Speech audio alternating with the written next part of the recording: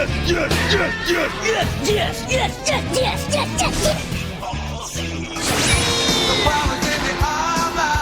incredible! It's not a cartoon, it's anime!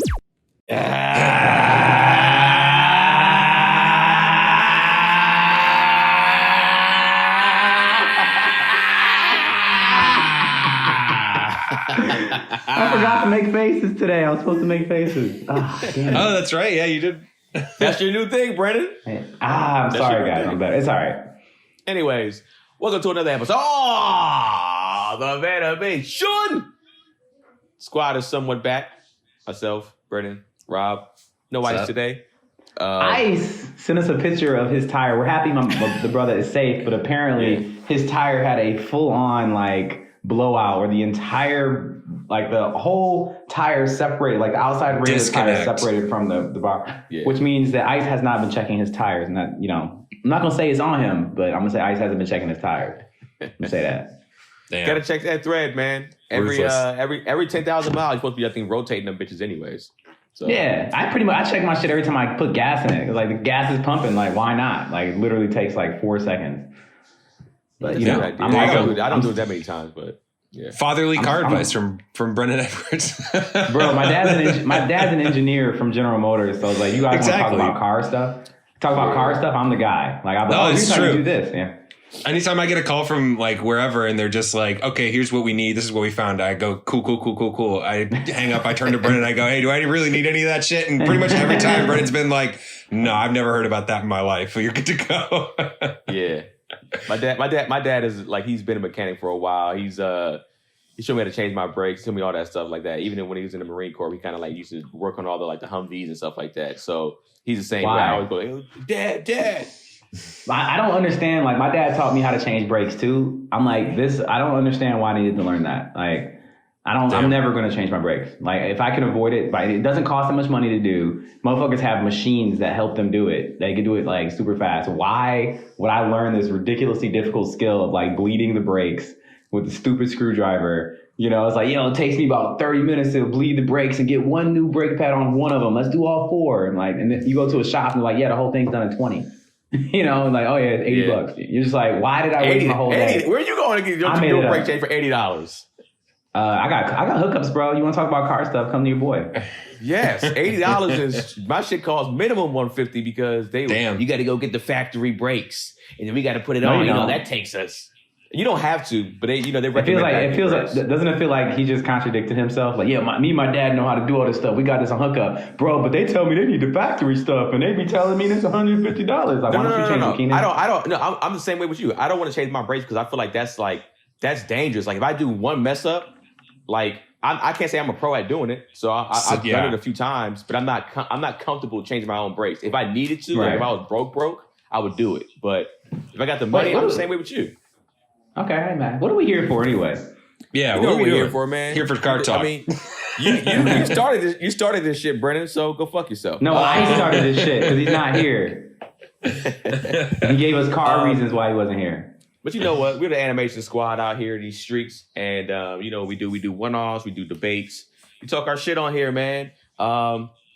And this week we're doing Brennan's pick. That was the worst description of what animation is that you've ever given. That was absolute garbage. How? You said we're the animation podcast. We do one-offs, we do debates. About what? We review anime. We do one-off movies. We review entire seasons of these things. Debates we have are about subjects related to the things that we're talking about that we watch. Damn. Brent, did you go to a motivational seminar on Saturday or something? You're giving everybody advice on how to live their life today. Yeah, exactly. Let me know when I'm wrong. That's what I say. At the end of the day, Brennan has had so many trash moments on this podcast about not doing his job the correct way, about not even doing his research correctly. Today, I was going to say that. And it's okay. And I'll let you have that, Brennan. You can go ahead. Twice out of 30 times. It happened 2 times out of 30. 2. Actuals once out of 100 episodes that we've done this time that you had to say something. So anyways. I'm here to help you, Keenan. I believe in you, bro. Get the fuck out of here.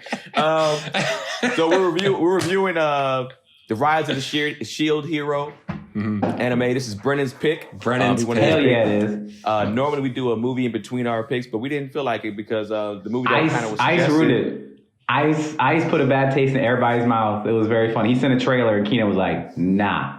I didn't even watch the trailer. I didn't even watch it. I was just like, Keenan said no, so I'm probably gonna say no. I watched that trailer. It was on some same fucking moving castle bullshit. Nope, not doing it. Same. All right. Well, yeah. If that was the feel, then I didn't watch the trailer either. My opinion came from I'd already done like most of the episode homework for this show when we were talking about watching the movie. I'm like, I already did it. Like, I wanted my work to count. Rob was hilarious. Like, as soon as I said we're watching the Shield Hero, like 3 hours later, he was like, bro, this shit right here. He just said, like, I was like, you watching it already? Like, it's up his alley. This is up his alley. It's up my alley. And a shout out to a guy. I think his name's TJ. Sorry if I killed your name. I'm pretty sure his name's TJ. He hit me up on Instagram and actually recommended this show to me previous to Brennan picking it. So it was out there. So I was ready to jump in. This show, the reason I picked this show is I've already seen it, like always. There's no surprises there. I watched it probably like when it first came out, I think. But it's new, I picked it right? actually because it's semi-new, 2019. Okay. So yeah, I watched it last year. And like Rob, the reason I picked it is because I was sitting with Rob and like after we did our last episode, and I was like, man, I didn't realize it was gonna be my pick. And I was like, shit, what am I gonna say? And then Rob actually brought up the TJ dude, like, yo, somebody said something about Shield Hero. I was like, that's a perfect one. Like, I love that anime. It was really good. And also Rob got me into Dungeons and Dragons, or like I played with him a couple times now, which I actually enjoyed. Yeah. Rob is a great master for that. And so I was like, the whole time we were playing it, I was like, yo, you gotta watch the Shield Hero. Like, I was like, Shield Hero is this game. Like, it is a lot of Dungeons and Dragons feels on the show for sure. Do you feel like this is similar to like a Sword Art Online too, or it doesn't go? I don't think it goes as deep as into a lot of the stuff that this goes into, but just to drop into the video game aspect. I guess we can get into that with the question part. But that's one of my questions. Yeah, that's one of my questions actually. Because Sword Art Online, I like this first season of Sword Art Online a lot. But they're completely different feels. Like, it's like the video game aspect of it, yes. But then like pretty much everything else for me feels really different. Because Sword Art Online is like a very typical show. And this show for me is atypical. And that's actually why I like it. It's not like your regular like protagonist, I'm going to go save the day at all. You know what I'm saying? It's just like, nah, like, this is some real shit. Like, that's what it feels the whole show. Like, yo, this is some real shit. It's set up like that. It's set up like it should be that show. If we were following anybody else in it, then it would be that. But we'll get into that when Rob does his description. But before we get to that, y'all know I did my homework. Actuals. I'm here. No, I'm here. You did your homework this week? You finally did it correctly? You know what, Keenan? I'd love to see you. You know what? I'm not even gonna do it. So look, the Shield Hero Facts. This originally was a web novel that was 29 volumes. I want the smoke. I don't care, Brennan. He's pulling up, man. Well, look, this is the smoke. My smoke is the research that I did. So why don't you shut the fuck up and let me give it to you? How about that? There we go. Good job. If he did the research, guys. Yeah, so this is anime. I'm sure he did. You know, I was gonna say I can't mute you. You do know that, right? So like, you shut the fuck up. And here we go. Get on ball, man. Okay. He's like, Ice isn't here, so I have to annoy Brennan. That's what this energy is. All right. So originally, it was a web novel of 29 volumes that were published from 2012 to 2015. And then after that, it was a light novel series that had over 3.3 million volumes in print by December 2018. And the manga series had 1 million volumes in print by January 2019. And as of April 2019, the light series novel has sold a combined 6.2 million copies in Japan alone. After the sales increased by 1.2 million copies in 2 months, mainly due to the success of the anime series. The manga was published in 2019 by One Piece Books, which I just had to mention because it's really funny, even though One Piece Books did not publish One Piece. What? Which I know, right? It's a One Piece, P-E-A-C-E, not P-I-E-C-E. Oh, man, they're flirting with a cease and desist. Yeah. Yeah, but they're One Piece. I looked into them. It's like they are because of their name. I had to look into them. Right. They're actually what they really do is like translation. So it's like, all right, these manga are out, so they just translate them into English and then put them out in the United States and other English-speaking countries. But now they're actually starting to do Go ahead. I'm sorry. But now they're actually getting into doing the opposite, where there's now like obviously different types of cartoons, or if Ice was here, questionably anime that's coming from places like the United States that they're translating into Japanese and then sending it back to Japan and selling it there. So it's pretty cool what they're doing, actually. Interesting. All right, so Kinema Citrus made the 25 episode. That's the company that produced it. Their notable works include Tokyo Magnitude 8.0, which I think is that Earthquake. Is that the Earthquake anime? Did any of y'all watch that? Sounds like it would be an Earthquake anime. Yo, I watched this Earthquake anime one time. It was the most realistic slice of life, fucked up earthquake shit that was not a happy story by any stretch of the imagination. It was sad as fuck. Oh man, that's gonna give me anxiety. What's it on? It was on, I think it was on Netflix actually, but it's just about an earthquake. Somebody told me about that. I think it might have been Gat the Geekery. I think she was telling me about that. It wasn't. She said it looks good, but it wasn't actually that good. I think it was her. So I apologize if it's not. No, I mean, it does look great. It's visually appealing, but for me, I actually liked it because it's like they didn't like this is the kind of shit that would actually happen. You know, like they pulled it from real stories after like the tsunami and stuff, and just like how society functions after that, and you're following like one family through it, and it's fucking tough. That's tough, man. But yeah, they also did the Black Bullet, Baccarat in 2014, and Made in the Abyss. The only one I have seen is the Tokyo Magnitude. Obviously, I haven't seen the rest of those. Right now, one season is out. The second one comes out in 2021 of the anime, that is. And the third season was actually just announced, but they didn't give a date of when that's going to come out. This season is 25 episodes, so we're watching 5 episodes at a time. It's streaming on Funimation and Crunchyroll. The reception that has happened thus far is a lot of people criticize when it first came out as an anime. There's a lot of critics talking shit about the first episode because obviously first episode is the 45-minute episode or whatever. But the big reason they were criticizing it is because it came out in the middle of the Me Too movement in early 2019, and there is a false rape accusation right in the middle of that motherfucker. As well as slavery. And it's just like the Black Lives Matter movement, Me Too, and then there's this. So it's just like, definitely some problematic stuff on the show. No, that leads some problematic stuff. It is, but at the same time, it's like, when you watch it, it's like you can't be like, you know what I'm saying? It's not like they're like, let's go out of our way to disprove sexism or like rape or anything like that. It's just like, nah, like it wasn't about that. It was about, but either way, we'll get to that. Right. This is directed by Tako Abo. He worked for the art department on Sword Art Online, which I thought was funny. You brought up Sword Art Online, Keenan. Crossover. Yeah, makes sense.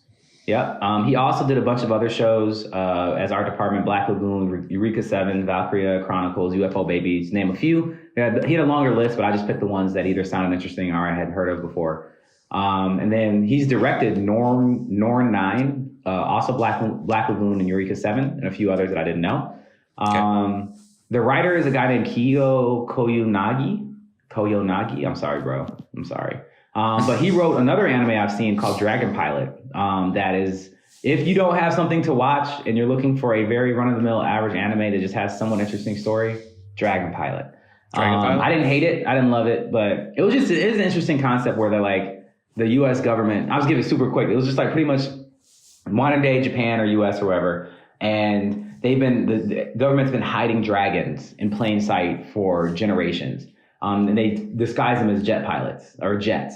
So you have one person that actually does pilot the dragon, but the dragon like puts on a suit of armor that makes it look like a fighter jet, and they can still fly him and still do all this kind of shit. And the dragons are like super powerful, but they just like, they have to like, they ingest the person. So when it's time to start flying and get a pilot, they'll eat somebody, and then that person inside of them is like controlling where they're going, and then afterwards they throw them up. It's really weird. Yeah, that sounds super weird.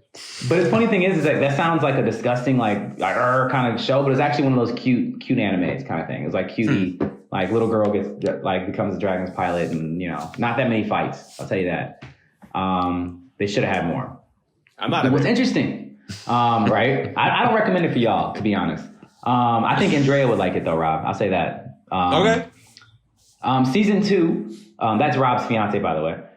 Season 2 is directed by somebody else. His name is Masato Jinbo. Now, the reason I'm talking about season 2, we're not going to watch season 2. Obviously, it's not out yet, because something interesting happens with season 2. And season 2 is directed, the guy who directed he's directed a bunch of shows I've never heard of before. I'm not going to tell you. And I was curious to why they switched up the director. And I was like, oh, I found out why. Because they had an entirely different production company doing the entire second season. The second season has a different writer, a different director, and a different production company. So it's gonna have a whole different vibe. There's no way that they're gonna be able to maintain the same vibe, obviously. Yeah, that's crazy. The new production company, another reason why I brought this up is DR Movie. Now, we probably haven't heard of DR Movie before, but you should have. And the reason you should have is because they're associated with Madhouse. I know we've all heard of Madhouse, the production company that makes a bunch of anime. And they've also worked extensively with Nickelodeon, Sunrise, Warner Brothers Animation, Gonzo, and Studio Ghibli. Dr. Movie is the only Korean contract studio with Ghibli and has worked on some of the most notable features. They worked on Spirited Away, Princess Mononoke, Cat Returns, Ghost in the Shell, Vampire Hunter, Bloodlust, Cowboy Bebop, the movie, Pokemon, the first movie, Batman Gotham Knight, Batman Ninja, which I loved, Batman versus Teenage Mutant Ninja Turtles, Death Note, Black Lagoon, High School of the Dead, Hunter x Hunter, Ninja Scroll the series, Beyblade, Bakugan Battle Brawlers, Iron Man, Sonic X, Avatar The Last Airbender, Teen Titans, Justice League, X-Men Evolution, The Batman, and Young Justice. This shit is about to be lit on season 2. Almost every one of those shows is a banger. Almost every one of them is like, yo, this is top tier animation, top tier anime. Like even they could have just said The Last Airbender. And I'd have been like, well, fuck. You know what I'm saying? That's all I need. I want to at least see the first few episodes of season 2 just to see the difference. Yeah, how everything is. I'm gonna watch the whole thing. I'm gonna watch the whole damn thing in season 3. But yeah, so that's pretty much what I got for you in the research. Are you satisfied, motherfucker? I mean, you've done better. Oh, please. What did I miss, Keenan? What else could I talk about? I said you've done better. That's all. And how have I done better? I'm just saying. So how have I done better? All I know is you got at the end of the day, Brennan. I want to see how well you do when it's somebody else. This is your anime. You had to come with your shit on this anime, or you would have got destroyed. We're not talking about that. You're doing the ice right now. You would have got destroyed. I asked you a direct question. How could I have been better? Huh? I'm just saying it was good. It was good. So you don't have anything that could have been better. That was it. I can come back to it, but for the next show and tell you. You ain't got shit. Just shut the fuck up. I did a good job. If you just said name pronunciations, you would have had him. You know he fucks that up every time. But that's every time though. It's not fair. It's not better for the last time. He shit on every single time. Yeah. The only thing you could have said. The only thing that I will tell you that was missing was like awards and nominations. That's the only thing I didn't talk about. But the anime is still relatively new. It hasn't been nominated or there hasn't been an opportunity for it because when it would have happened was during COVID. So it didn't happen. They aren't doing much shows, awards, stuff like that. Yeah. Okay, yep. So there was they missed out on everything. But yeah, man, that's it. That's me clapping for you, Brendan. Great. I prefer if you did 2-finger clap instead of a palm clap, but who am I? There you go. That's fine. I hate you. Rob, please. Can we get into what happened? All right, we'll get into it. Episodes 1 through 5.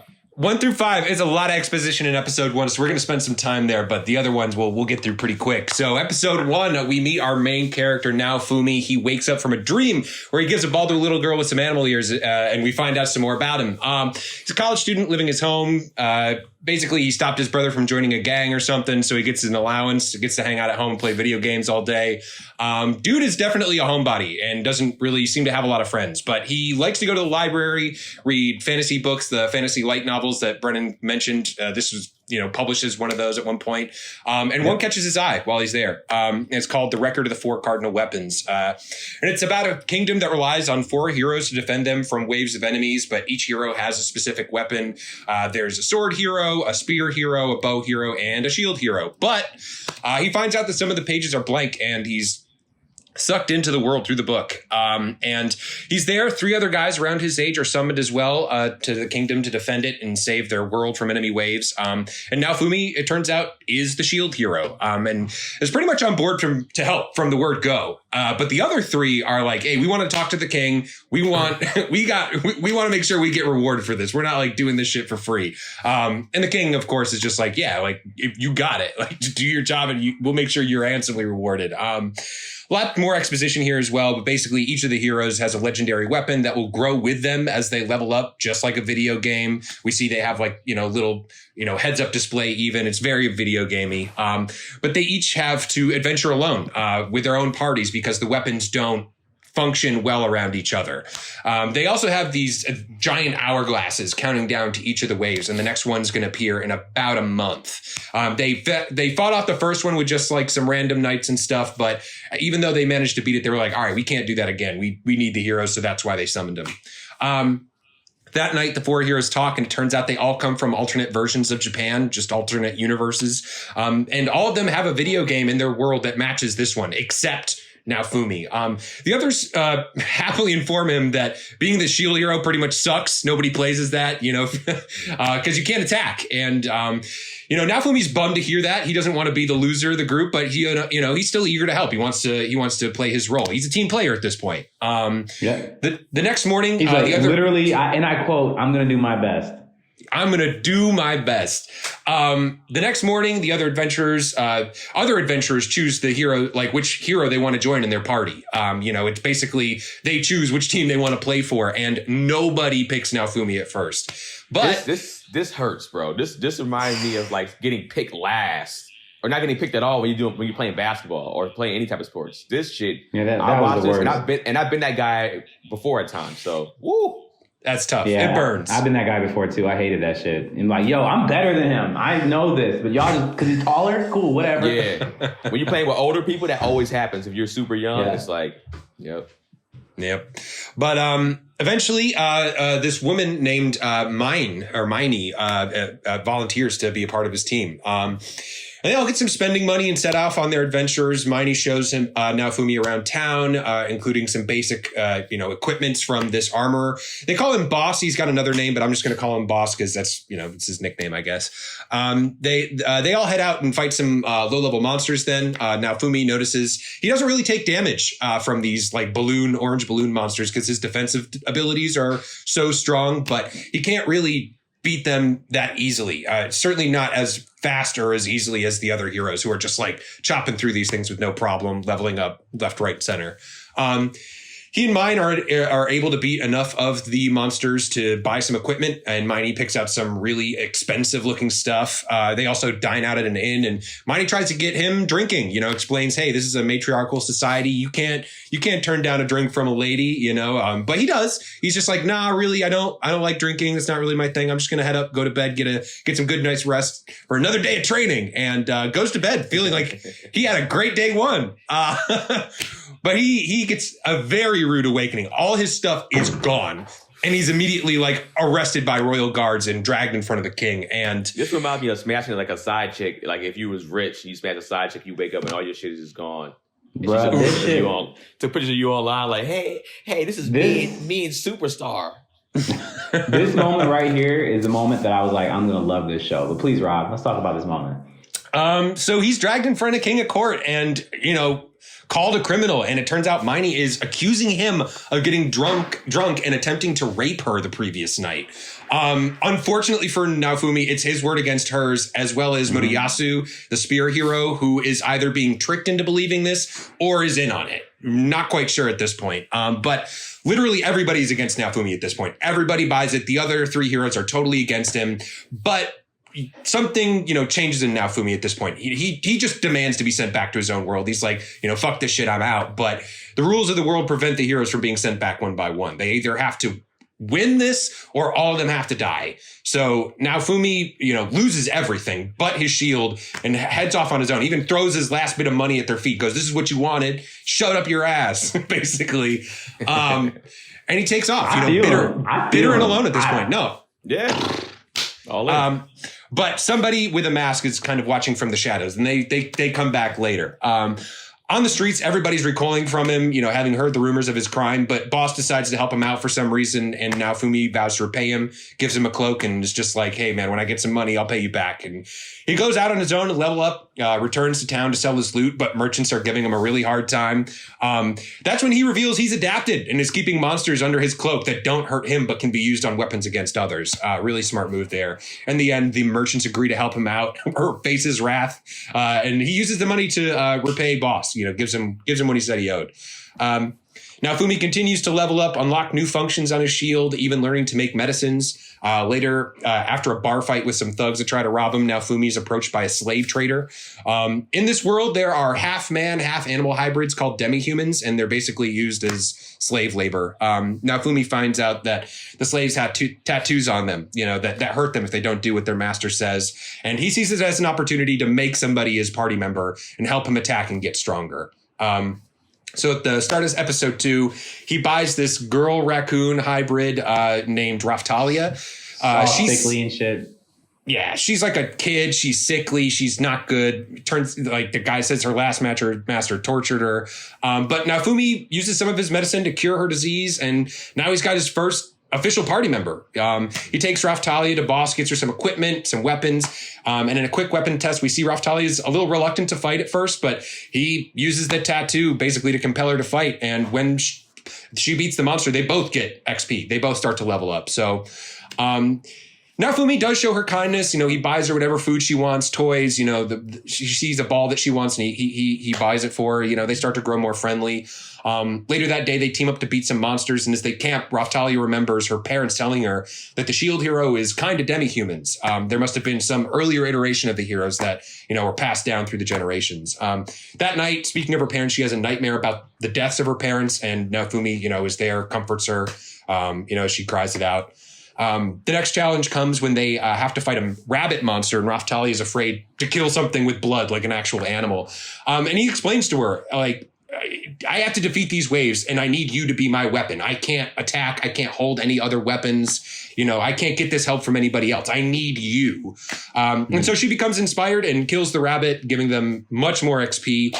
And they get her a new sword and head to the next town, Loot Village, where they go to a cave full of valuable crystals, and it's infested with strong monsters, you know, classic call to adventure. In the cave, they harvest some crystals, but are attacked by a giant dog monster with 2 heads.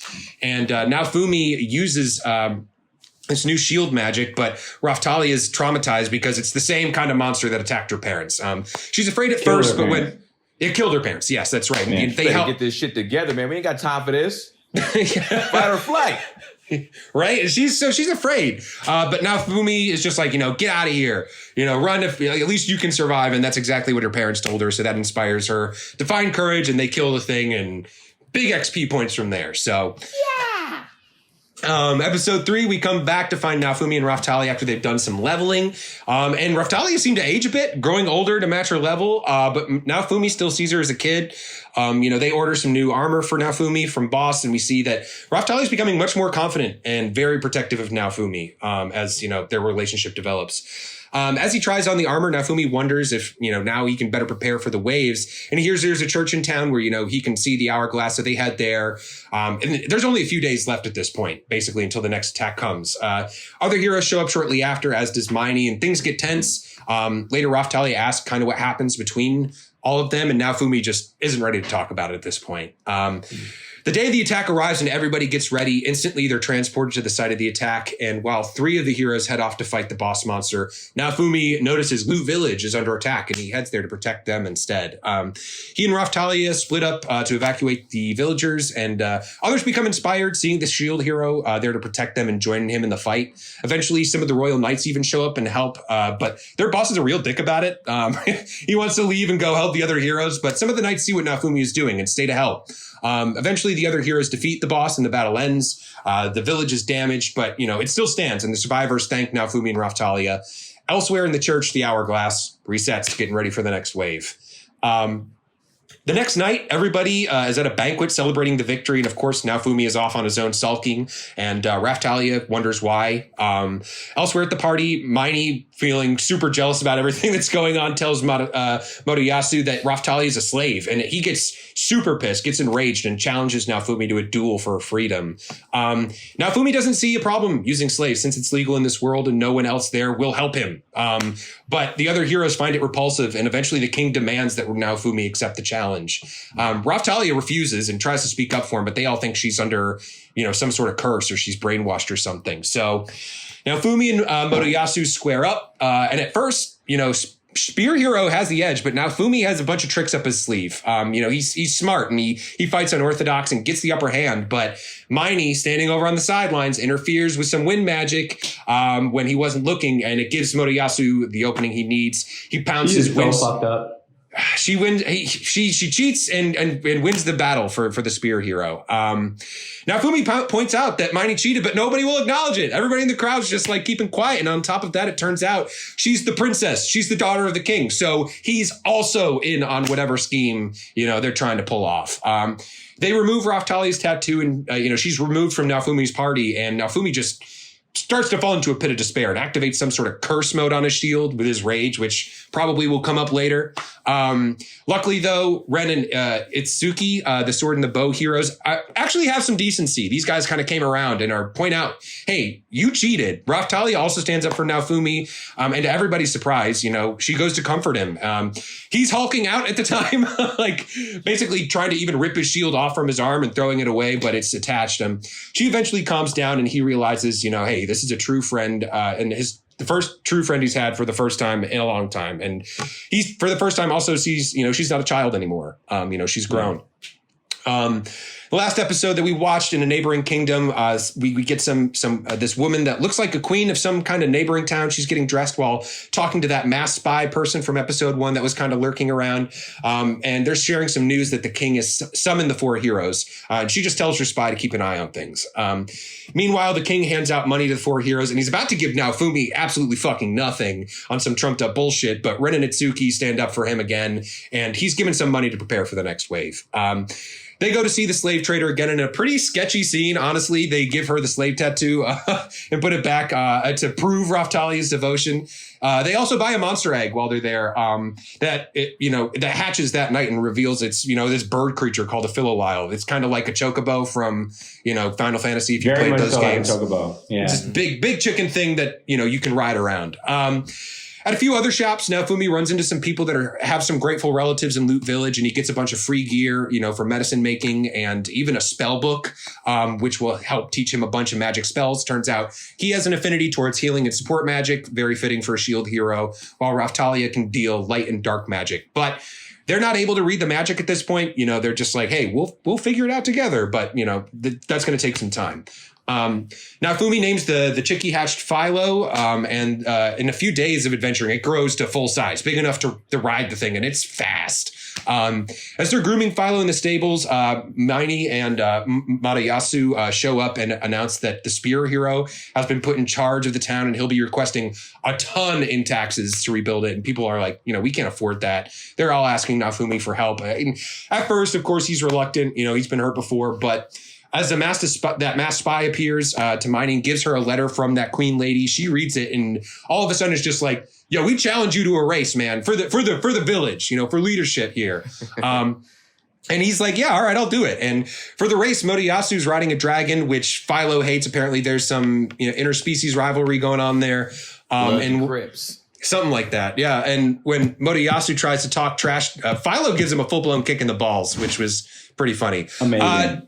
During the race itself, Philo is kicking ass, but Miney, loves to cheat, has her people using magic to rig the race, but it's still not enough to slow him down. Shield Hero wins the race by a hair. And after the race, Miney again tries to say Naofumi cheated, but the masked spy comes through this time, and it's just like they've got the receipts. They're just like, he doesn't even cast that kind of magic. I got the whole report right here. Naofumi's declared the winner.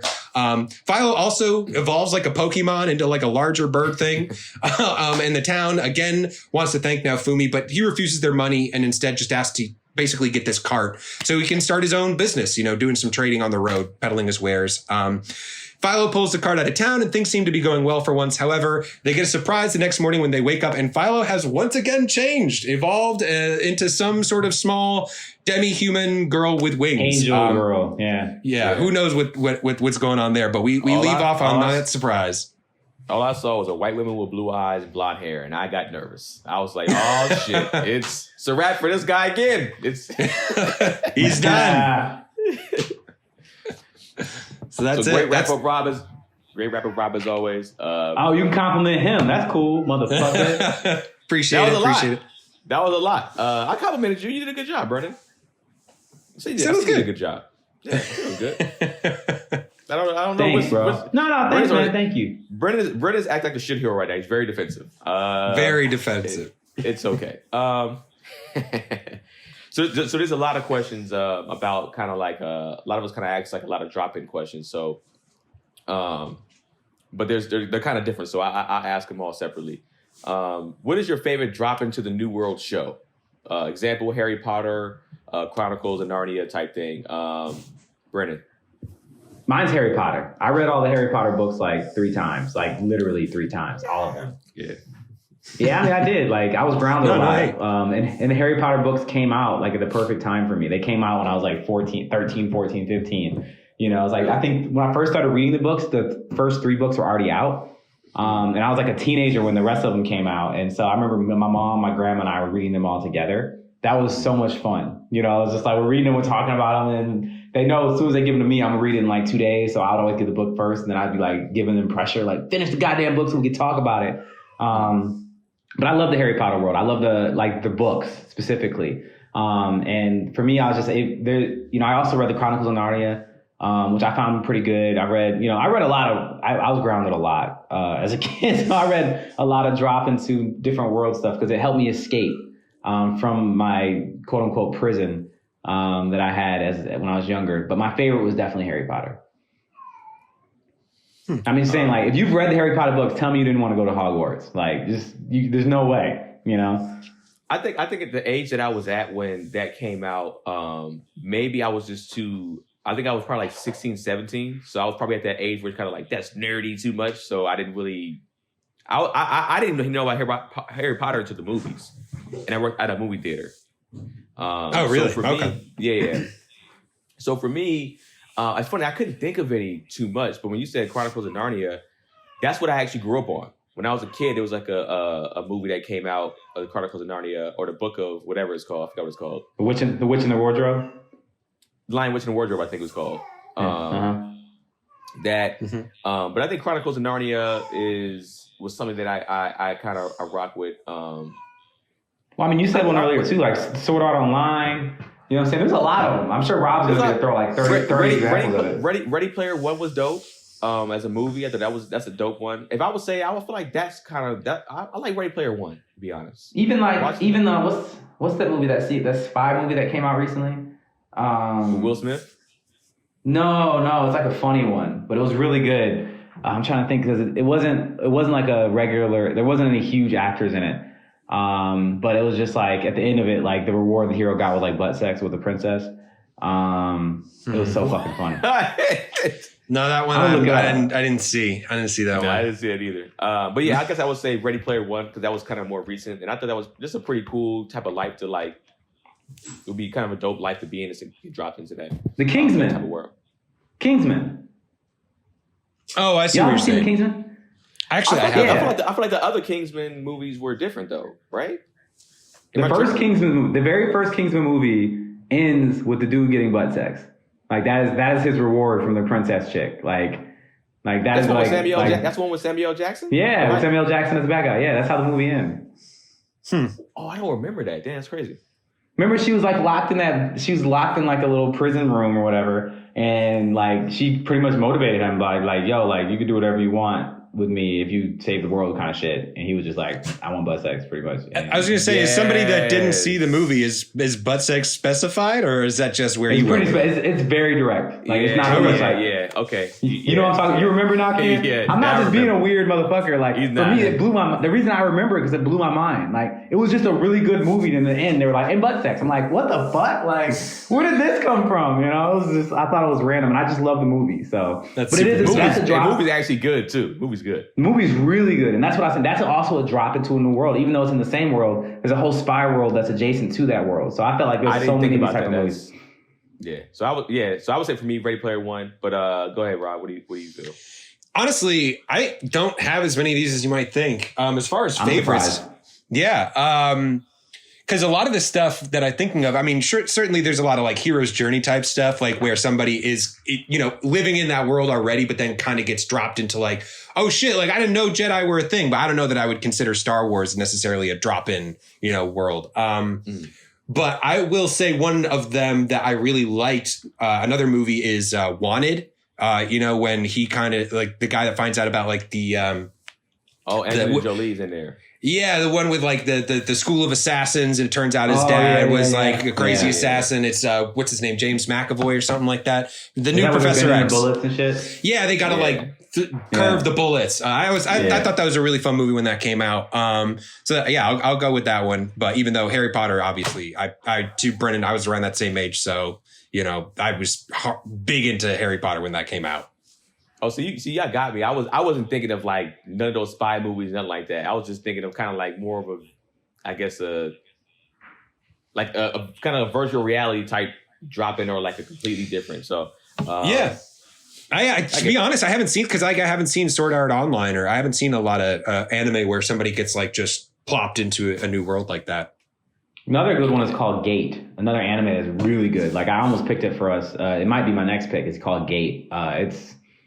It's like literally a giant gate appears in the middle of Japan, and then a bunch of motherfuckers come out like from a different world and start attacking like on dragons and shit, like modern day Japan. And then happens and then it's like the whole show is about, okay, what happens next? Like what would actually happen if that happened in modern day Japan right now?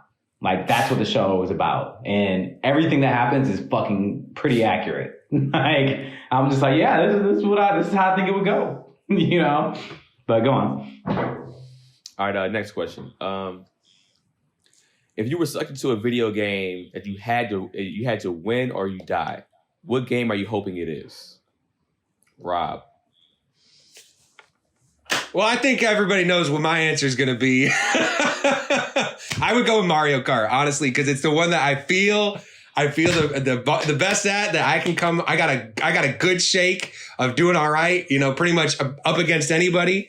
Except for Bob. Bob and I are pretty close. I wouldn't say Bob would beat me like 10 out of 10 times at all. But it would be. I'm saying your life's on the line. If Bob got sucked, if your life is on the line and Bob got sucked in there, and you get in your car and you look over, I'd be sweating.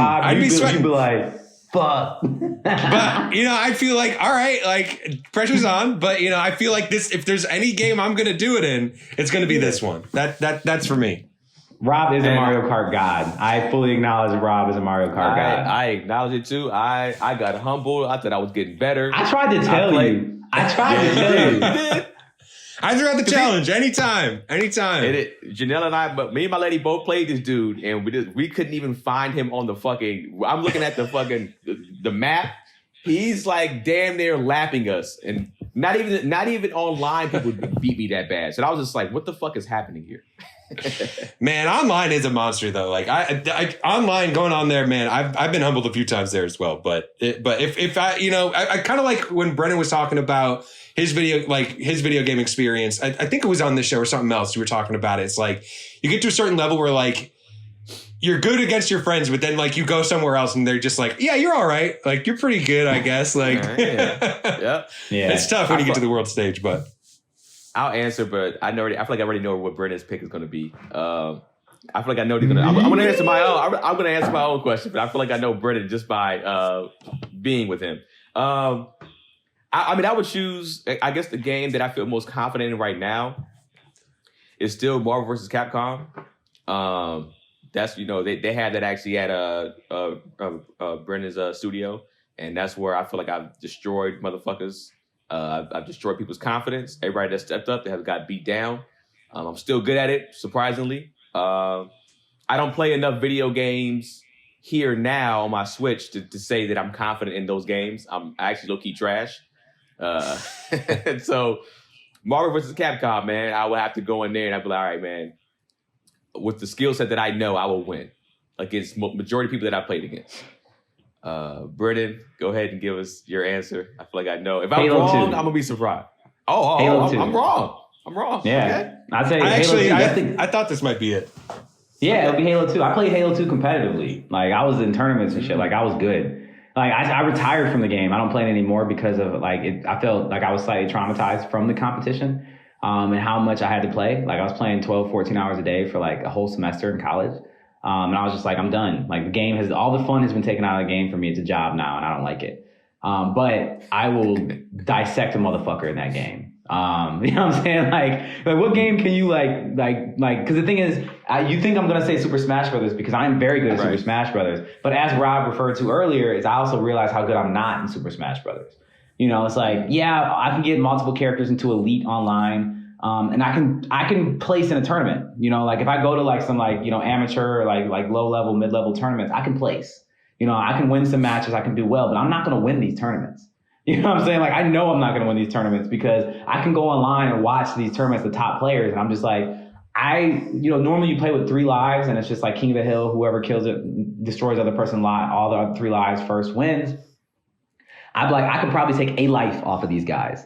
You know what I'm saying? Like, of the 3, I might be able to take one of their lives off because they're extremely good, and I'm just good. But in Halo 2, there's not many people that I was just like, oh, you're just that much better than me. Like, it just didn't. I was that good to the point now that I can pick up any first person shooter and play it almost as good as anybody else. So like the new Call of Duty, I didn't play it for like the first year it was out. And then I just jumped on it and with all my friends and they're trying to teach me shit. And I'm just like, yeah, I thank you for trying to teach me that, but my KD's higher than yours.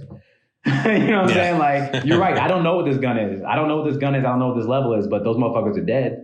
You know, so like for me, like a first person shooter is actually where I'm most lethal. And I like fighting games more, and I'm really good at fighting games. Like my third choice would be Marvel vs. Capcom 2, actually. And anything but a goddamn arcade stick. Just give me a controller, and I'll be able to wreck people in that game. But Halo 2 man. You said wreck Keenan? I said wreck human. I was saying humans, but I would say Keenan. No, I would definitely wreck you with Marvel vs. Capcom 2 with a controller. Like, I'd put whatever you want on that. I'm just saying.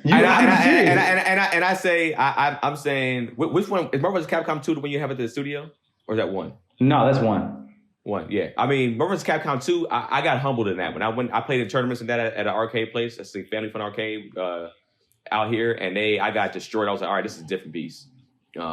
Arcade wise, like I said, I am more confident arcade wise for sure though than I am with. What I would love to do is figure out a way to set up a match. Ken, I think we would have a really good match if we could play where you could use the arcade stick and I could use a controller in Marvel vs. Capcom 1. I think that would be really fun. I think. Yeah, I wonder if that's out on like downloadables for like, you know, Xbox or PlayStation because they have those like arcade. They have the controllers. Yeah. So you guys could do that. My petty ass might buy it just to prove a point, but I'm just gonna leave that where it is.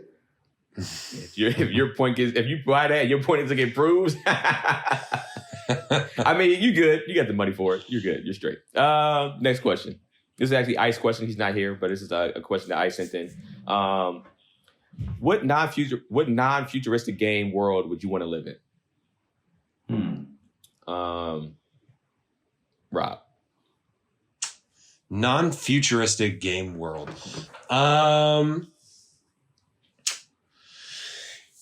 I don't know. I'm thinking about it a little bit to like what I would want to go into. I would say what I'm familiar with, and I know I brought it up, and it definitely has this sort of flavor, is Fire Emblem. It's a series of games that's sort of like tactical, like you build armies, like not necessarily like a real-time strategy. It's more like kind of like it's laid out like a board and you have like individual units that you control individually and send them all over the map. Kind of like Wargroove. Brennan, I know you played a little bit, but like each of your individual characters has like a story and is a character throughout this whole thing. But if they go down to like 0 HP, they don't like get knocked out and come to the next fight. Like they die and their story ends and you don't find out like what happens to them. And it's like high drama stuff. Like it's very, very much like JRPG. Like if you're into anime stuff, I would definitely, and you've got a Nintendo or a Switch or whatever, I would definitely say check out the Fire Emblem series. It's a lot of fun. Definitely some really good storytelling in there. The last one, Three Houses, was pretty cool. It kind of had like a Harry Potter feel to it, where like you're basically running this officers academy, and there are 3 houses, and you choose which one you want to lead, and each one has individual students that all like do different shit, like they all have different feels or whatever. And so anytime you play the game, you can pick a different house and then see the story from a different angle. It was really cool. So I would say Fire Emblem. Okay. I'm trying to make sure this question, I'm going to answer this correctly. Non-futuristic means like pretty much just not in the future. Like it could be a game that's right now, but it's not. Yeah, it could be modern. Set. Okay, it's set modern. I would say honestly like an NBA 2K to keep it like a buck, like on some just like being able to come up, get the money, get the lifestyle, hoop, You know what I'm saying? I would drop myself in, make myself around 6'9". You know what I'm saying? And life would be great. I feel like I'll be living a baller ass life in one of the NBA 2K games. You're not wrong. Brennan? I was actually thinking like the first thought I had was Hyrule, which is The Legend of Zelda, or obviously the Harry Potter world, like I said earlier. But for me, it really comes down to what my status is in that world. Because, you know, it's like, can you imagine, like, I go into that, like, the Hyrule, like, what are you? It's like, I'm a villager. It's like, so you don't have any magic powers, you don't have anything. I would assume it's like you're the hero, like in this particular. Oh, if you're the hero, then something like Hyrule will be great. You know, yeah, because like Keenan's not going to pick 2K if he's just like some dude in the fucking crowd. No, yeah, but it wasn't defined. I'm going to pick 2K for myself. I'm not going to go in there and be 5'9". It's fucking crazy. Well, it'd be hilarious, like, or like Grand Theft Auto would be interesting, you know. But it's like if you get, because you still, it's like it's semi-real world, and then you can smash, you can kill people. You know what I'm saying? You can clear your name from the police easily. You can make a crap ton of money to live the most lavish life and drive the craziest cars and do whatever you want to do. So Grand Theft Auto probably actually, as long as I can keep respawning when I die. Mm. That's a big that's a big also if. Yes, it is. Okay. This question is actually it's a kind of a two-parter. I actually combined it too because it's part of Rob's question and it's part of my question. Rob's question is if you're going to choose one of the legendary weapons, which one are you picking and why? And then the second part of that will be and it could be different answers too, because the weapons are different than the people. My question was, out of the 4 people, who would you say we are? Out of those 4. So the first question would be again, if you're choosing a legendary weapon, why? Picking one, why? Which one are you choosing and why? I'm sorry. So Rob. If I'm picking one, I think my first choice would be the bow. Just because I've always thought bow and arrow was super cool. I always thought archery was super fun. I've done a fair amount of it, not like a lot, like not like a hobby, but enough where like I pick up a bow and I kind of know what I'm doing. And so that would be the one that I would pick. But honestly, like my second choice, might pick the shield for my second choice. I knew you'd say that. When it comes to games like that, where it's kind of like a team environment, I kind of like playing the support classes. You know, I don't necessarily need to be the one that's getting all the kills. Like when I play Overwatch, I generally tend to play healer class, like a Zenyatta or a Lucio or something like that. I just like being a team player, helping people out, making sure everybody's got what they need. And I don't need to necessarily be the one like, you know, making all the points. You know, I want to make sure the team comes together in a victory. And I think the shield hero is the guy to make that happen. Okay, so who would you feel like is us out of these 4? And out of these 4? It doesn't necessarily have to be because of fully personality. You can just be like, all right, I just feel like this guy would be here because they would be better for this. I feel like Brennan would be the sword guy because Brennan likes swords. I don't even know much about his personality yet, like that character. But, you know, he's not as like, okay, Ice is the shield or is the spear guy. Like, definitely. Like, Ice has got to be the spear guy because he gets a position and he locks in regardless of what he's been shown. So, Ice is spear hero. I think Brennan is sword hero because, like, he kind of makes his assumptions, but, you know, he could be swayed either way. And I think I might be the bow hero. And I think Keenan might be the shield hero, just like the guy that just like... Only because, like, you've got so many stories of just, like, this crazy fucking thing happened to me. I can't even believe this is real, and it happened to me. But that's how I see it shaking out. Okay. For me, I would, weapon-wise, for Rob's question, I would choose I'll probably choose the bow. The bow or the sword, but I'll probably choose the bow just because, and my answer is going to probably contradict each other when I pick my people. But sure, I feel like I would just love kind of like that long distance. I just think of Hawkeye immediately. I just think being like as dope as Hawkeye, hitting people from a mile away, right through the eyes, right between the eyes type thing. Yeah. I think it'd be cool. I feel like he's going to have some dope ass settings to what he can do with his weapon too with that. because my thing was like, all right, how good would it be close range? But I'm sure he can adjust it to where it is probably dope close range. I don't know. I'm not sure. So that's what I would choose. I laughed so hard at you picking Ice for the Spear Hero because as soon as the show started and he started going, I was like, Spear Hero's Ice. Out the gate. That's who the fuck that is. Nobody else was going to be that in our crew. I was like, he's a fucking Spear Hero out the gate. I actually chose Rob as a shield hero.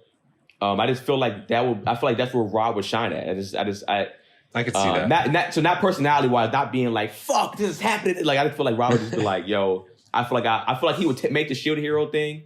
And we'd be like, dog, I didn't even know you could do that shit because I wouldn't have went that far with it. I feel like you would have decked it out to where it's like, yo, you're probably are better than all of us with it.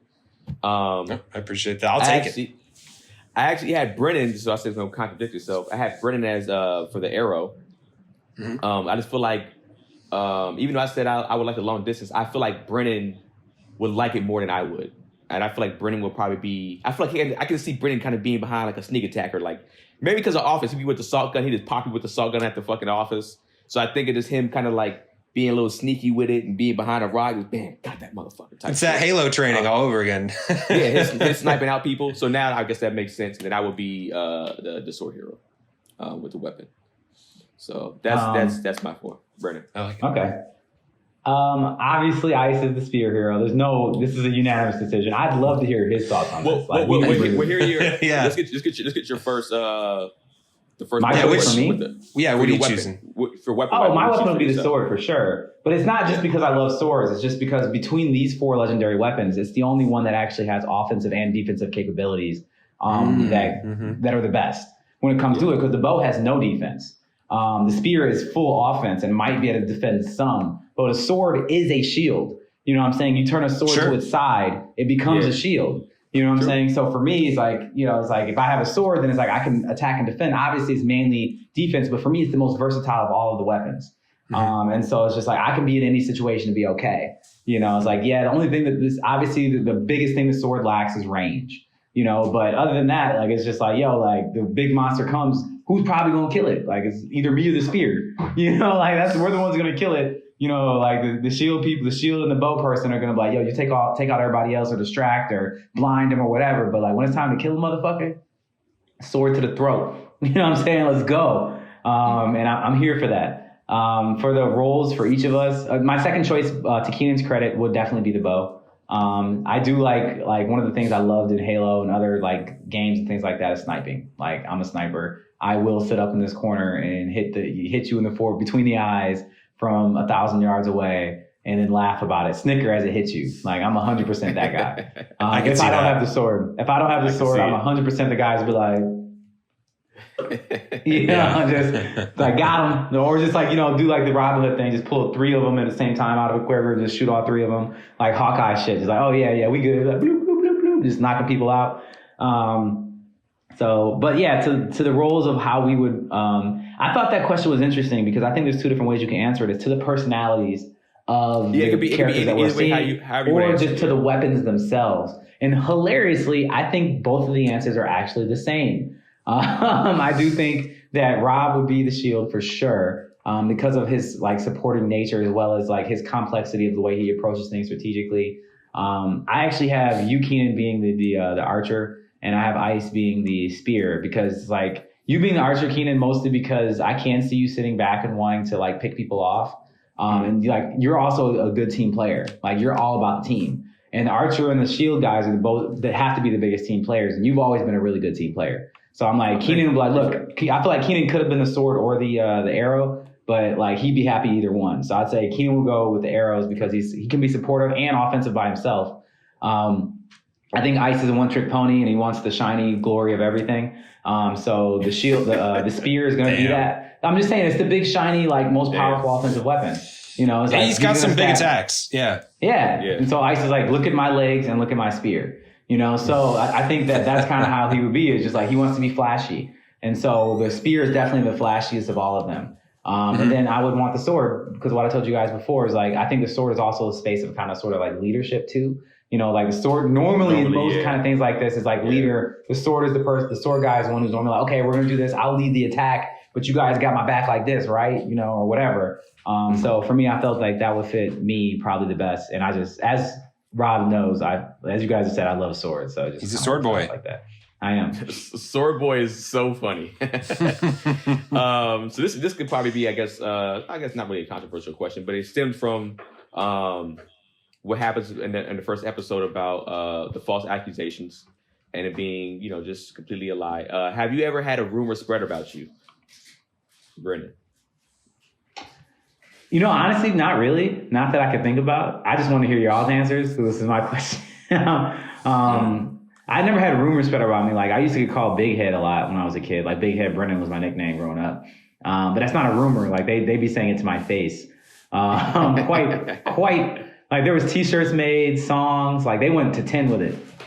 But no, I didn't really ever have any rumors. Like, I always got along with people really well. So there wasn't ever any real things like that with me.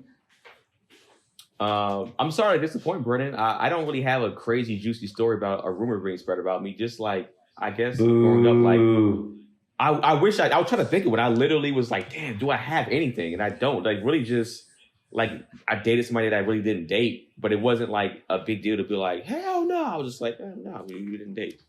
So I don't have anything crazy. I feel like honestly, Ice might have one. I can see that. Ice, of course, has one. I guarantee you, Ice has one. What about you, Rob?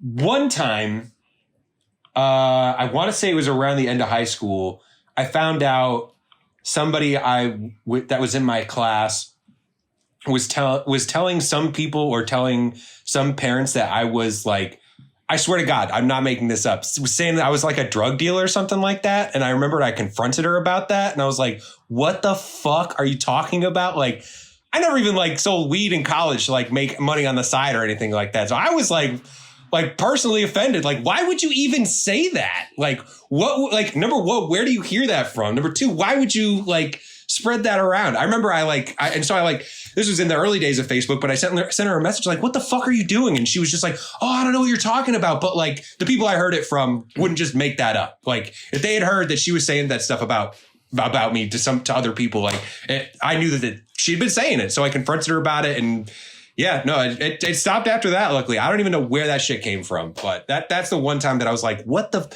like I heard some shit through the grapevine and I'm like, I don't even know what the fuck that would even be from. But that's it.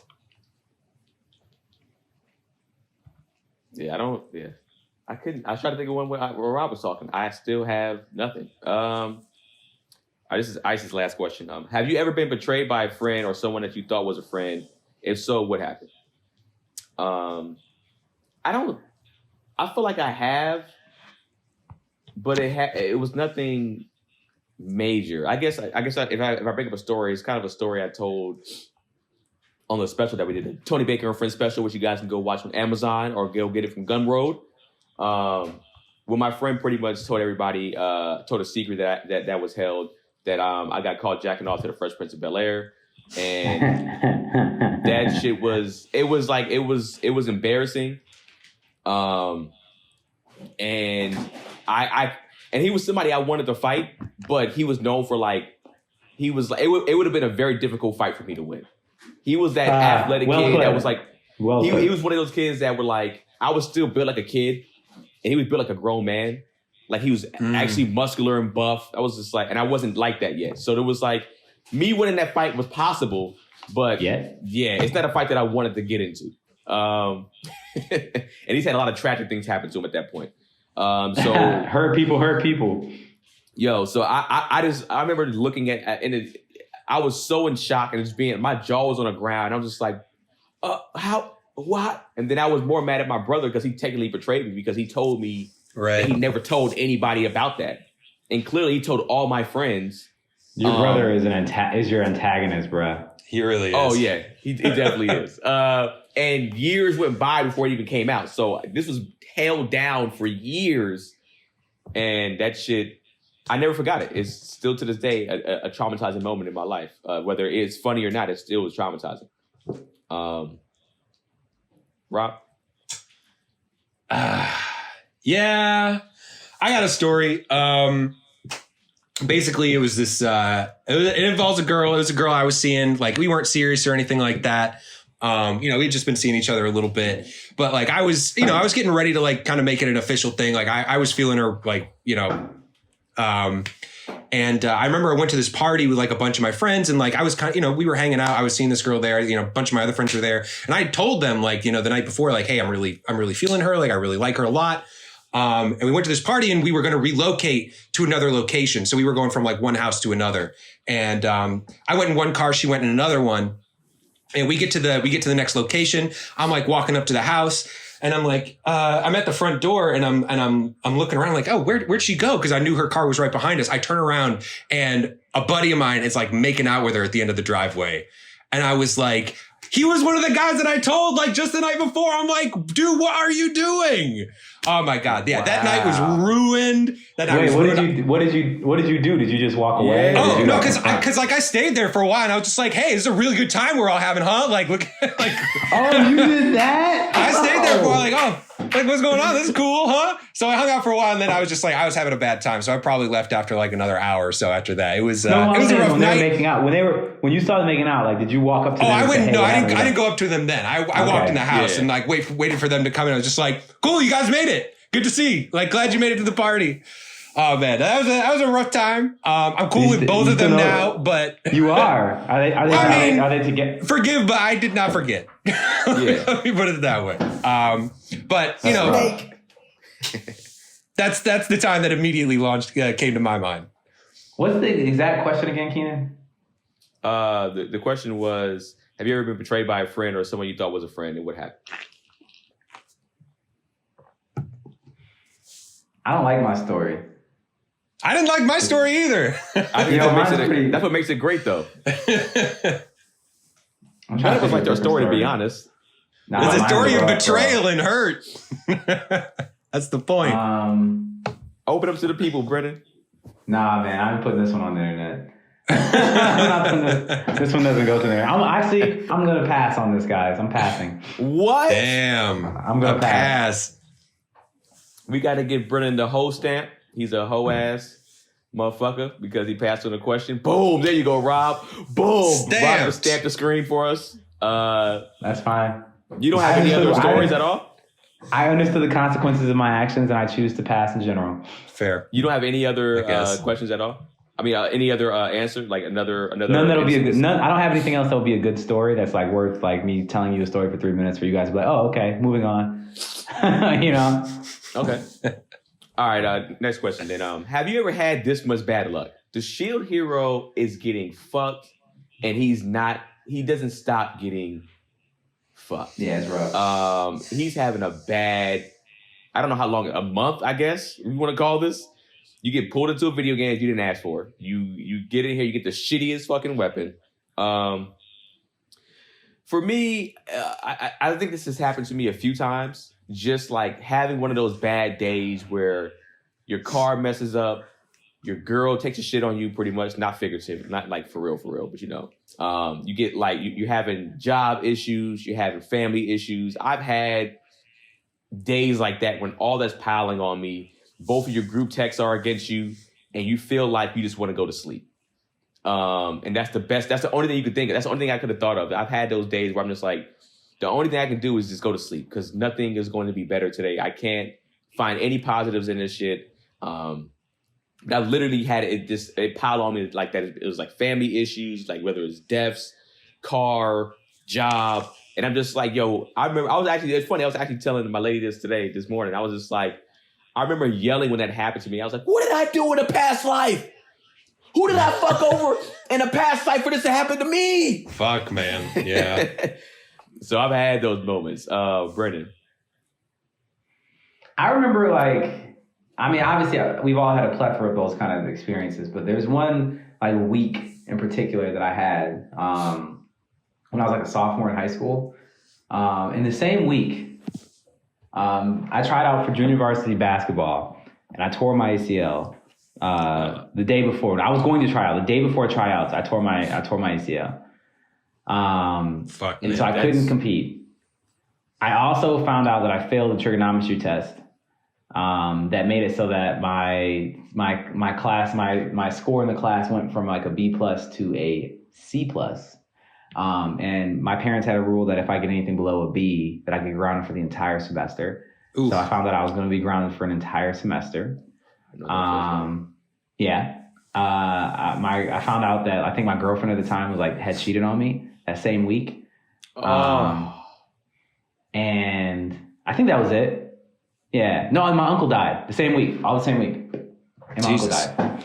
What did you, and I'll get to you real quick, Rob, but what did you do in that moment to just, during that week? Was you like, did you be honest, did you cry? Did you go to sleep like I did? Did you sleep? I did the sleep thing. I'm just like, it's time for bed. I don't know. I just dealt with it. Like, I was just like, this is some, I don't know. I do a really good job, and I've always, like, somebody told me a quote when I was younger that works out really well, is that, you know, you have to have the bad day to appreciate the good.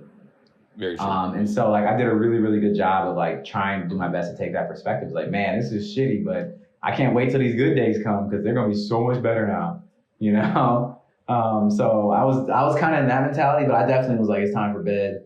You know, like, I'm just going to, that's when I started getting into, that's actually when I started, like, watching anime and, you know, like reading those Harry Potter novels and stuff. So I would just disappear into different worlds is what I would do. Rob? Yeah, I had a time in my life that was pretty rough. I would say my freshman year of college actually was a tough stretch of time for me. Just in general, actually, both of those stories that I told about the rumor and the betrayal both happened in that window of time. And similarly to Brennan, you know, I had my grandfather passed away that freshman year. I had some other family difficulties I won't get into, but it was a tough time. You know, definitely sophomore year didn't come fast enough. But things got better. But whenever I think about, like, man, that was a really tough stretch of time where I was like finding out about myself. Like I had like I've been dating this girl like all through high school that ended very badly, and then kind of, you know, all those other things I just told you about. So yeah, no, I definitely, it was kind of like Brennan's week, just stretched out throughout the year. It was that. And I remember looking back being like, that was a challenging time, but you know, you get stronger because of it. Absolutely.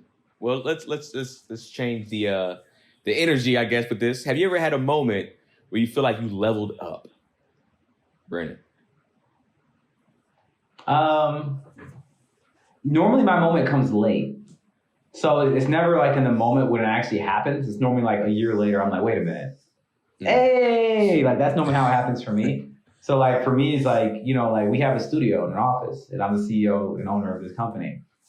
It took me a solid like year and a half to realize like, yo, this is your building. Like this is your company.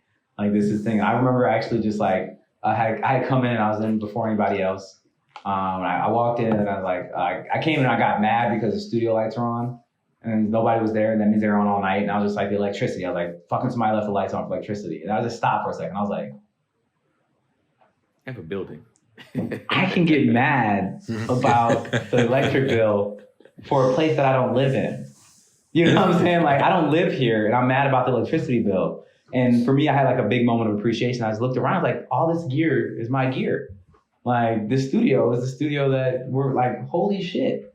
Like, this is an actual production company and everybody looks at me like I'm the boss. And it was just like a really humbling moment. I'm just like, oh my God. Like, it was like really exciting and I felt like I leveled up. And then at the same time, it was like daunting pressure of like, oh shit, everybody's looking at me to guide this. And if I fuck up, then a lot of people's livelihoods are fucked up. You know, so it was just like as exciting as it was, like daunting, but definitely felt like a level up moment for sure. And the secondary one I want to say is one of my business partners bought me my first pair of Jordans for my birthday, and I did not know. On this podcast, we talked about it on the podcast. I remember that. I did not know that wearing those shoes would make me feel so good. And recently, Tahir actually gifted me every color of those same Jordans. God damn. What? A kingly gift. That's a goddamn gift right there. I was just like, he was just like, I have all these and I know these are your favorite, like one of your favorite shoes. So he's like, I got the blacks and the whites and you got the greens. Now you got all of them. We wear the same size. And I was just like, okay. And get the same size too. That's a lookout right there. That's damn. Yeah. It's a good hookup. Apparently he has literally closets full of shoes. So for him, it was just like nothing. Have you I'm gonna keep asking. Let me just ask you this real quick, Brennan, too. Have you how have you dealt with the pressure of your business? Like, have you been like, fuck? Have you been feeling like you ever been overwhelmed so much you're just like, man, we might not make it? Because I mean, I've never seen it. Rob probably has, but I haven't. I was gonna say I'd like to defer this answer to Rob. Listen, we've had some times, where we've had to buckle down, but no, Brennan's a good leader. He doesn't let, if he panics, he's good at not letting it show. I would say that much. I mean, we have honest moments where we're just like, all right, fuck, like this, this is going to be tough. Certainly I would say maybe a year and a half ago, we were going through some tough times, really, tightening the belt, but no, Brennan always kept a good mentality about it and saw us through, and shit, we're busy as fuck now. We're so busy. You got to do it amazing. Yeah, I think, and just to expand on what Rob said is that one of the qualities of leadership that I believe in is that you have to always be the person that bestows confidence upon everyone around you. So regardless of what I'm feeling, it's like I have to make everyone feel confident, not only that they can do their job, that, that we're going to be okay. Even if we're not okay, that's okay. You know what I'm saying? Like worst case scenario is we're not dying. Like, this is just worst case scenario is I help you find another way to work, I think that at this point that anybody who's working with me knows that if I tell you that I'm going to do something or that I'm going to help you with something, then you can pretty much bank on it. So if I was like, Rob, the company might go under, but I'm going to make sure you're going to have another job, I don't think Rob has too much to worry about. And I don't think he would be too worried about it, kind of thing. So yeah, I've got, like I said, when we first started the company, Rob was like the most down ass guy ever. Like, I was like, I don't have no money, but Rob's like, I believe in you guys. I'm gonna help you out for like almost nothing. So from my response to that was like, I'm gonna get you paid, And so I just was like, got all these random opportunities with all these other people who had the money to pay someone like Rob to do these random writing jobs or consulting or helping produce, like all these just super random shit. And I'm like, Rob is getting paid. Even though I can't pay you, you're getting paid. Right. And I made that shit happen because I'm like, yo, like you making all this happen for me, I'm gonna make this shit happen for you. Absolutely. I don't think anybody would ever doubt that Brennan's a hoe ass nigga, but also Brennan will always look out for his people. That's one thing I always say. He's always looked out from my eyes. Rob? I mean, yes, tied to all that. I mean, one time that I definitely had like the thought, it is tied to that time, talking that, I was helping Brennan out and Transit out. I was kind of finishing up a job. I'd been hopping around from a bunch of different studio shows, doing a lot of different like assistant type stuff, whether it was producing the line producer's assistant or a writer's assistant, all this kind of shit, production assistant, had a ton of those jobs. And then I started kind of getting in with Transit and I was doing a lot of odd jobs, random stuff like that. And then I remember, but the moment I felt like I literally felt like I could hear the level up sound in my head was when we were working on Reinventing Power. And that was our doc that we made with the Sierra Club. And it was, kind of on, I mean, we worked as a team, but I was working as a story producer. That was really my first time with a producer title and, involved a lot of me picking up the phone, which if anybody that knows me knows I don't really fucking like talking on the phone at all. So funny. But, it was doing that. It was leading meetings with our clients. It was, coordinating with the team that was on the road while I was back here in LA or sometimes being with them on the road. And it literally was just like in a video game RPG where just like you multi-classed into producer and it unlocked like a new like skill tree. I was like, I really felt like I kind of unlocked a new thing that was available to me. So when Brennan says, no, I'll make sure at least you found a new way to work. Absolutely. It's something I wouldn't have even necessarily considered before my experience working at Transit. And I definitely felt like that was a big level up for me. I'd like to point out that I had to put so much foot up Rob's ass to get him to do phone calls, to produce like these stories. I had to put this foot so far up his ass. I'm like, Rob, you need to fucking call him. But could we just email him? Like, we could just have them answer the email questions. I like shit in writing. I don't like just. So now I turn that into. I just take fucking notes on everything. So I'm about to say, having it in writing is actually better. So no, this is what the fuck was said, and you exactly can have it down. But the thing that Rob was missing is that like people aren't gonna fucking write an essay for you. You know what I'm saying? Like, especially people we're not paying. So it's like, you just got to call them and talk to them. And on top of calling and talking to them, you got to get the vibe for them to know, are they going to be good on camera? Are they going to be, there's so many more things that you get out of a phone call than you get out of an email. And like, I had to really hammer that home with Rob. It's like, fam, like, it's at the type of communication that you're having with someone is as important to the information you're communicating. Like, the way you're communicating is as important to what you're communicating. And Rob was not here for that. I still hate making phone calls, but I do it at least with a bit better approach now. And I know I'm not as necessarily as intimidated on getting on the phone with anybody. But that was a level up for me for sure. My level up moment, it comes through stand up. I feel like a lot of comedians go through a point where they just feel like they're not moving. There's a point in time where you feel like you're just like, I'm not getting better. You know what I'm saying? And I feel like that about 2 years ago, about a year and a half, 2 years ago. And I was just like, damn, man, I was like, I'm not getting better. I had it happen twice. I had it happen my first few years, like after like my third year, so like my fourth through like fifth year, fourth through sixth year. And then like my seventh through ninth year, I had that same moment again. And then Tony Baker started taking me on the road a little bit more. And when he started taking me on the road, I literally saw myself getting better every single night. Like my confidence, just the way, like my delivery, my timing, my timing was always something I was like always nervous about like having pockets of silence in there and just being like, just sit in that, who cares? Like, don't worry about that. And doing different type of crowds. And I literally, it's kind of like what Brendan said in his head. I felt like I was going boop, boop, boop, boop, boop, level 9, level 10, level 13. I got an extra super bonus or whatever like that. I was just like, okay, I am fully confident in my skill set now. And I think for most comedians, they'll tell you the road kind of does that. When you hit the road, you get out of a different type of funk because you have to fucking deliver. So yeah, that's my moment. Yeah. I actually have two more good questions, but I'll just ask one more. So, I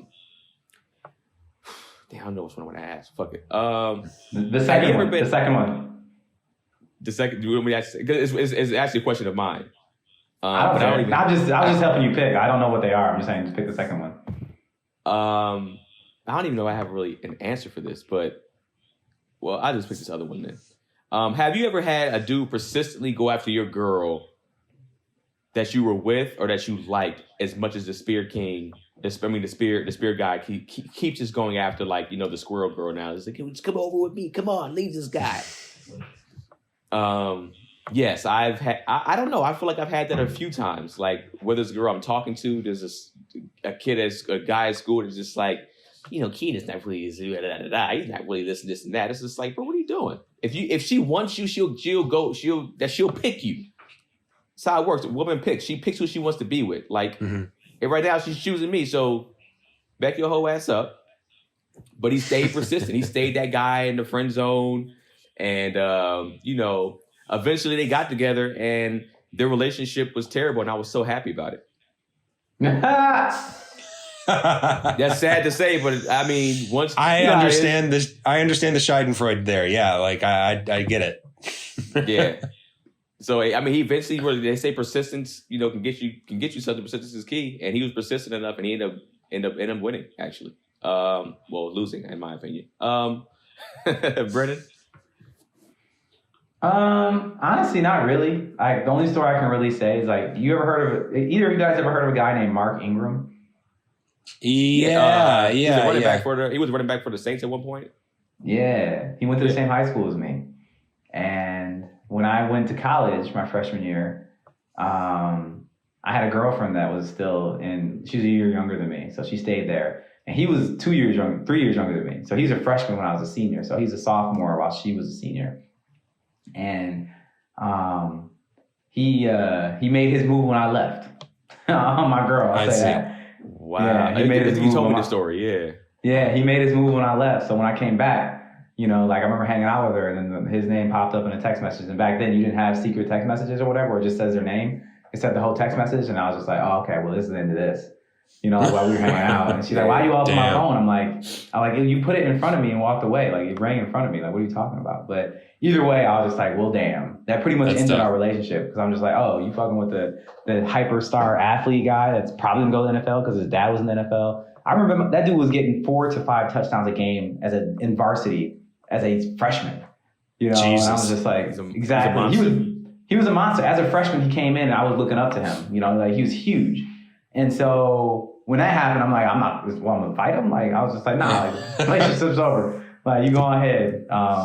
And I never even really had hard feelings for either of them because I'm just like, I kind of got it. I'm just like, you know, like I wasn't there. And the dude is like, you know, he's the shiniest object there is. And if the shiniest object is giving you attention, when she was a little bit self-conscious too, but she was fine as hell. She just didn't know.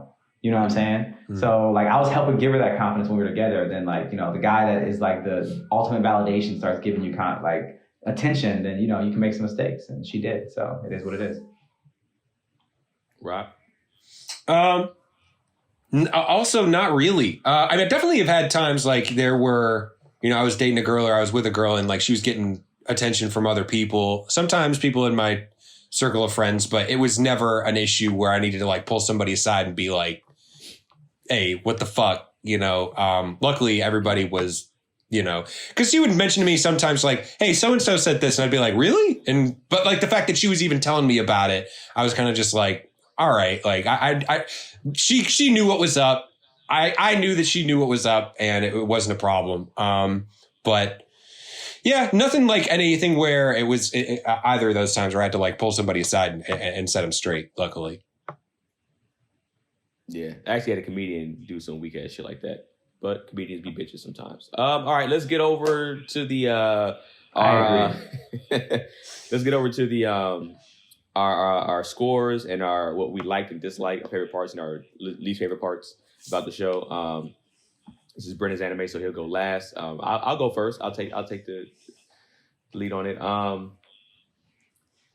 Well, let me actually read Ice's first. Yeah, sure. That's a good way to start. How much trash is this anime? I'd love to know. Because I'm sure it is utter garbage. I'm bracing myself.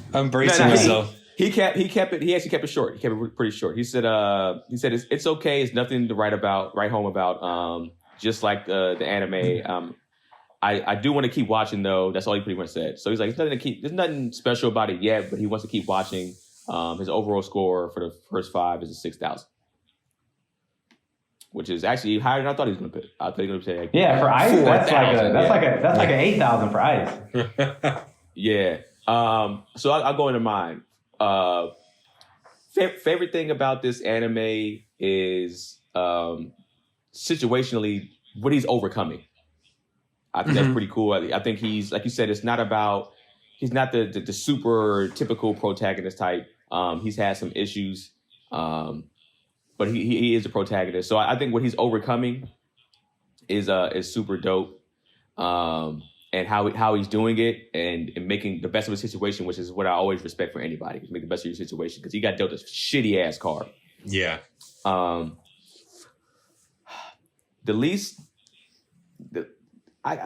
guess I would say what I least liked about it. The animation to me, I would say go off the animation. The animation to me and the action is fun to watch because there's action when he's pretty much like chopping up these fucking balloon pumpkin heads, and it's just like, I mean, we did get a little bit of some action with the when he fought the spirit hero, and the whole wave. It was cool. Yeah, the way, but it wasn't like dope action to me. It was okay. So nothing that hasn't necessarily wowed me. I actually had a super low score for this anime at first.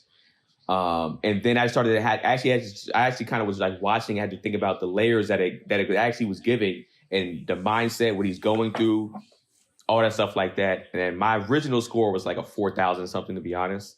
And then when I started to break down the layers of what he has to go through and what I think he's going to have to go through his journey, and took out my just the hate for kind of like the animation and the action right now, I give it around similar to Ice, around like a 6,200. Rob? All right, so I kind of feel ambivalently about this show. there's a lot that I really like about it. I think Brennan knew there was a lot that was going to be up my alley for this show. Obviously, I'm super into gaming. I really like RPG type stuff. I find this super interesting. I like that aspect of it a lot. I even like the kind of turn that we have on the main character. The fact that he is like this unsung hero that's kind of just like everybody hates him. So he's got to kind of come at problems like another way. I really appreciate that he does have to like solve his problems creatively, especially given the fact that he can't really attack. That's what I like. I would even say, so even to get into my favorites and least favorites, that's kind of my favorite part is that him having to think his way out of a lot of situations and the way that he comes up with that without being be able to attack. It's kind of crazy to me that like he can't like, I don't know, hit somebody with the shield and that doesn't do some damage. Like Captain America, like his shield damage all day. He throws it all day. Well, he hit the spear hero with it. He did, and even like punched like a big skeleton dude during the wave, but it was Raftalia that came in and like carved it up. Yeah. But anyway, I really like that aspect of the show. This Raftalia, and I'm really worried about where this Philo storyline's about to go. It really comes across super sketchy to me. It's just like enslaving somebody that's like has like almost like a father-daughter relationship that's now turning into almost like possibly a romantic love interest, and somebody that's like, no, put the slave tattoo on me is just really, it weirds me out. It's like, I don't know, like the fact that she's even like, oh, what do you think of my tattoo? And she's disappointed that he's not looking at her cleavage. Like, I'm like, what are you doing? Like, you don't need to do this. Please don't do this. And then like, if they do that again with this, I was really disappointed to see the bird thing turn into like a small person. I'm like, oh God. And like, are they going to do this again? Like, I just hope this doesn't turn into like almost like a dating simulation, like game as well. You know what I mean? So that's my least favorite part. I would say, because I wanted to give this show a higher score. But because of those things, I'm going to give it a 6,500.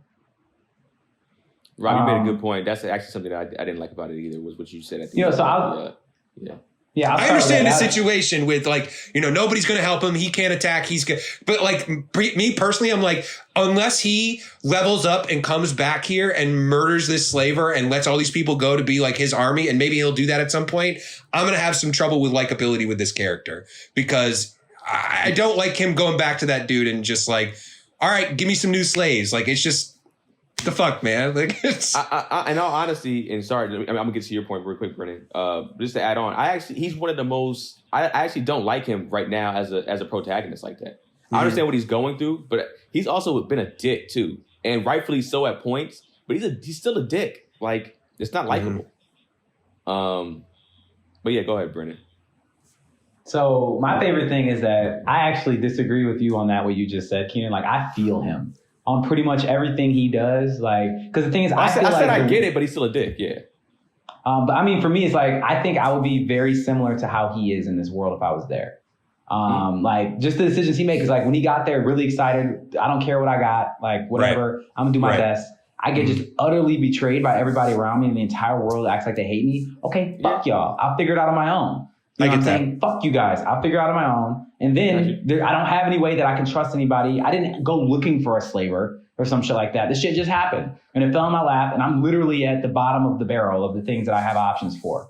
So it's like, okay, cool. Like, here's an opportunity that I have the inability to defend, like to protect, to actually level up by myself. I can't do it. And I also can't trust anybody. So fuck it. I'll take one of these slaves. And I'm probably going to treat him great. Just like he did. You know what I'm saying? Like, yeah, whatever, you're my slave, but that doesn't mean you have to have a shitty life. You're going to be great. Like, I probably have some kind of plan for freedom or whatever, but at the same time, I just like, this is what I need right now. We can help each other. It has to be this relationship because I don't trust anyone right now, and I have good reason for that. And then how he moves through, and like the anger that he experiences getting betrayed afterwards, and how he doesn't have trust in people in general. Like, I would feel all that. Like, I just like, I wouldn't.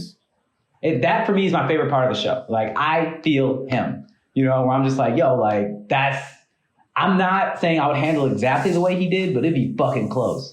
Like he really, I think he's really doing his best. He doesn't want to be there, and he also doesn't want to fucking die.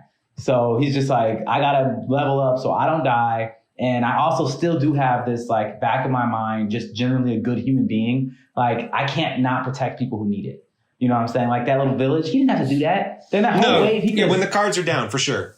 Yeah, like he's gonna protect people and help them. So that's my favorite part of it. I actually like him.